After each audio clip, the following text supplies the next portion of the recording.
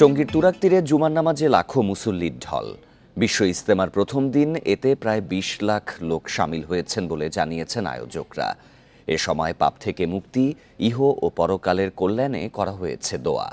এছাড়া ইজতেমা নির্বিঘ্নে সব ব্যবস্থা নেওয়া হয়েছে জানিয়েছেন গাজীপুর পুলিশ কমিশনার।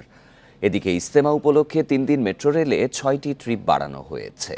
ইজতেমা ময়দানের পরিস্থিতি নিয়ে জানাতে যোগ দিচ্ছেন সহকর্মী আদিলুর রহমান। আদিলুর, প্রতিবেদনে আমরা দেখেছি প্রায় ২০ লক্ষ লোক আজকে জুমার নামাজ আদায় করেছে। এই মুহূর্তের কি আনুষ্ঠানিকতা চলছে, সার্বিক ব্যবস্থাপনা কেমন দেখছেন? কিছুক্ষণ আগে আসরের নামাজ শেষ হয়েছে। আসরের নামাজের পরে আবার বয়ান শুরু হয়েছে। বয়ান করছেন বাংলাদেশের শীর্ষ মুরব্বী এবং তাবলিগের শীর্ষ মুরব্বী কাকরাইল মসজিদের পেশ ইমাম মাওলানা জোবায়ের। এই মাওলানা জোবায়ের যে বয়ান করছেন, এই তার বয়ান চলবে মাগরিবের নামাজের আগ পর্যন্ত। তার বয়ান শেষ হবার পরে মাগরিবের নামাজ হবে। নামাজ শেষ হবার পরে বয়ান করবেন ভারতের মাওলানা আহমেদ লাট। তার বয়ানের মধ্য দিয়ে আজকের ইজতেমার যে আনুষ্ঠানিকতা, সেই আনুষ্ঠানিকতাটি শেষ হবে। এরই মধ্যে আজকে আপনি জানেন যে কয়েক লাখ মুসল্লি আজকে একসাথে জুমার নামাজ আদায় করেছেন এবং বাংলাদেশের সবচাইতে বড় জুমার নামাজ হয় হচ্ছে এই ইজতেমা ময়দানে। আয়োজকরা যেটি আসলে বলছেন যে আজকে প্রায় ২০ লাখ মানুষ একসাথে নামাজ আদায় করেছেন। আমরা দেখেছি যে টঙ্গীর যে ১৬০ একর ইজতেমা ময়দান, এই পুরো ময়দান যেমন আসলে কানায় কানায় পূর্ণ ছিল, তেমনি আশপাশের যে সড়কগুলো ছিল টঙ্গীর তুরাগ তীরে অনেকে বাড়ির ছাদে এই জুমার নামাজে অংশ নিয়েছেন।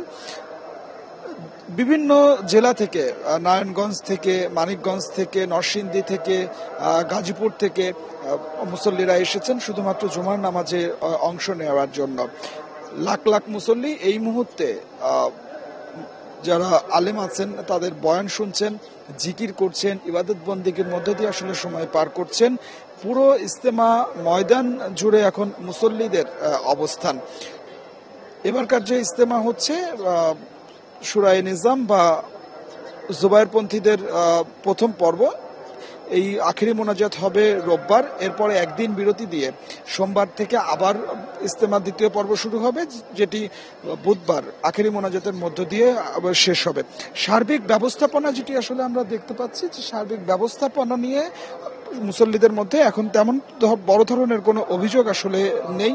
তারা বলছেন যে সুষ্ঠুভাবেই ইজতেমার ময়দানে তারা থাকতে পারছেন। পানি, বিদ্যুতের তেমন কোনো সংকট নেই। এছাড়া নিরাপত্তা ব্যবস্থা জোরদার করা হয়েছে। ১০,০০০-এর মতো আইনশৃঙ্খলা বাহিনীর সদস্যরা ইজতেমা ময়দান এবং আশপাশের এলাকাতে দায়িত্ব পালন করছেন।